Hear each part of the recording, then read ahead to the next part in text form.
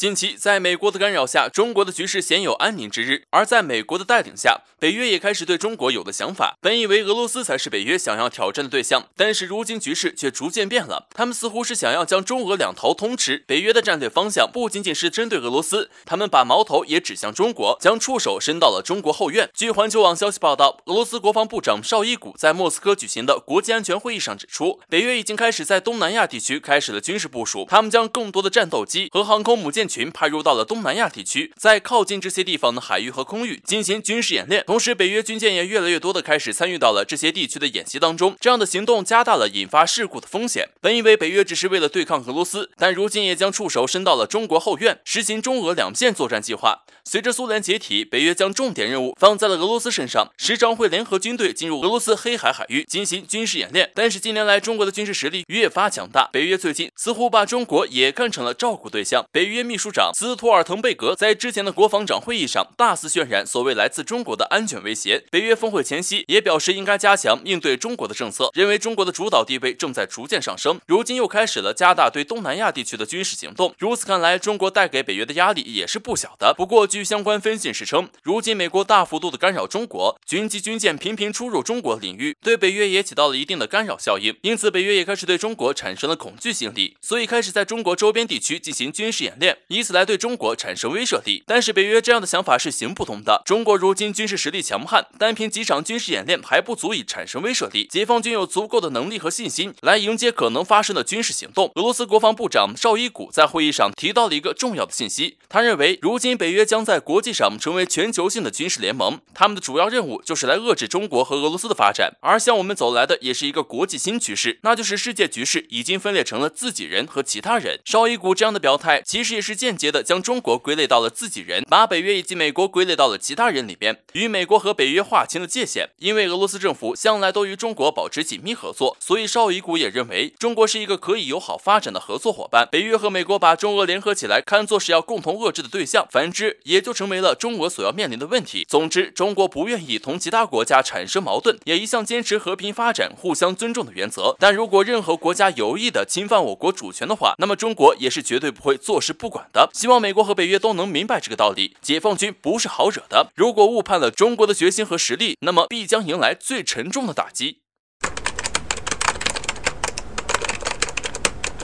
自从美国开始针对中国，美国和中国之间就一直被人认为很可能会有一场战争，而美军更是一直在暗搓搓地对这场战争进行兵器推演。但可惜，美国却是10推9输，赢的那次还是用了不属于现在的武器作弊。不过，随着美国针对的越来越不择手段，中美关系一度降至冰点，更是让美国诸多学者、专家之类的开始对中美战争畅所欲言。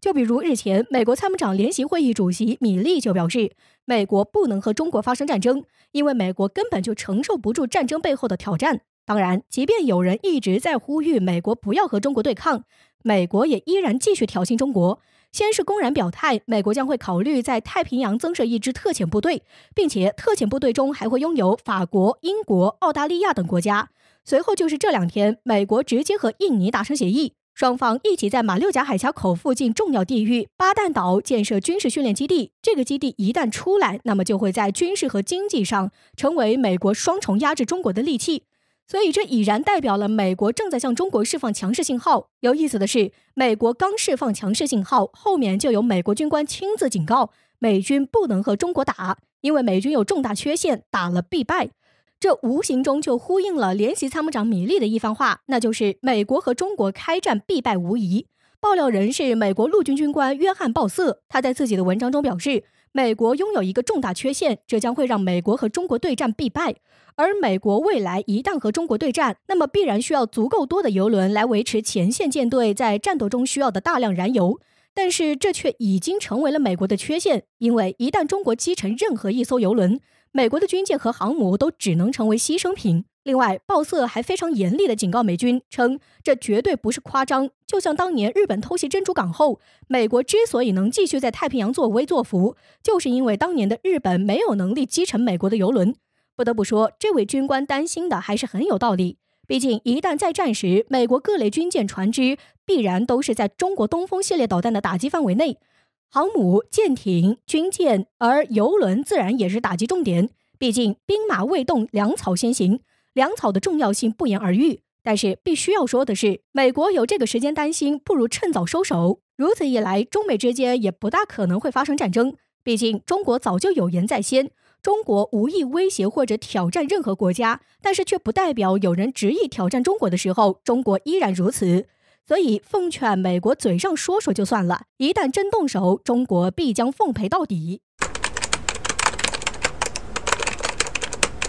印度这个国家从建国以来就一直极具野心，在印度人的心中一直有一个印度梦。印度人一直都有着一种迷之自信，认为只有亚洲第一强国的身份才能匹配印度的地位。所以对于同样处于亚洲的邻居中国，印度一直保持着对立的态度。在中印边界的局势一直都处在一种紧张的状态。印度政府在处理拉达克地区问题时，更是采取了不直面、不承认、不采取的无赖态度，无时无刻想在拉达克地区问题上占中国的便宜。据环球网27号消息报道，印度国防部长杰纳特·辛格将前往拉达克地区，参加在该地区多个基础设施的落成典礼。自从去年中印边界流血冲突以后，印度方面在边境地区仍然驻留了大量的部队，而印度在今年遭受了严重的疫情影响，国内疫情形势严峻，很多部队都不能进行正常的战备轮换，致使在中印边境高海拔地区的印度军队身心疲惫且士气低落。此次辛格的行动无疑是为了给边境地区的印度军队提升士气。印度国内对于中印关系未来也不看好。近期，印度国内知名研究员苏珊特·辛格就对中印未来发展方向发表了看法。他认为，中印关系在诸多的摩擦中早就不如以前了。印度在与中国的竞争中，多方面都处于绝对的劣势，这导致了印度在中印边界问题上有着严重的战略焦虑。他分析，随着中国在经济和地缘上给印度带来的压力越来越大，双方之间的平衡已经被打破。而类似加勒万河谷这样的冲突在未来会愈发增多，终有一天中印之间将必有一战。但是他也认为，由于双方都有核武器的存在，战争只会是局部的冲突，不会演变成大规模的全面战争。有分析人士认为，近期俄罗斯在欧洲地区和太平洋地区展现了自己的肌肉，美国军队也在世界范围内进行各种演习，宣布自己的回归。在世界大国都展现军力的时刻，印度似乎也在蠢蠢欲动。